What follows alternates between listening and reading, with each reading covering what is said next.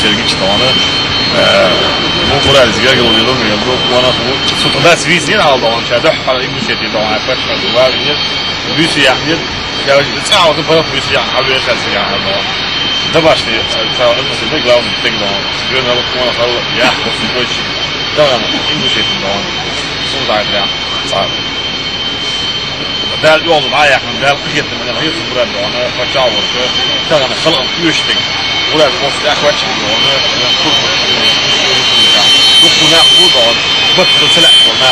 Hiç öyle zaman kes kılık Oscar Pedro Sotomayor diye dukuna onu bolna algayı nokta yapıyor.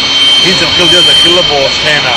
Burada onu bir hafta geçti onu yok mu vardı bizde o şey nok şey abone oluyor ve ne ano futbol durumda da takım yok onu ve sana ay bu sana artık işler bir gol çok akıllı burada solcu var da o حلقة من الفيديو أول هنتي بيان طبعا يسوي وقت شو ما ده له والبيت عقيل زيادة وشة أو شيء هي قاعدة تدي داخل مثل ما قلنا شيء سيك وود بيان جينا وأم كذلك ونحجو حابة حقنا ينبوش إلى سكاب بغلط شلون حق عدالة إما ده يدخل أرض فوتبول مش فين أو يتعبوس البلد يدو ده هو عقيل زيادة أكتر مستوى داخل دو وي بدخلت عن وي تداعي ده وي تستسلي دو ساق أم ده وي خزق لك دوش أم ساق أم ده ده وي قيج وغلق شوي دايش دينا غلق شلون يون يعني مش كلا دول إيش داخل كلهم درس إيه جنات طبعا بقي جنات ذاك وقع دون مثلا بالأخر بولتر حدا يخلص دون ونخشى غلق شدون مراد شنخش خلاص أو خنخش ورد مراد دون غلق واتين دون ذاك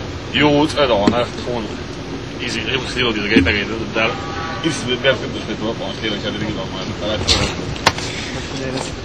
واش بدوريني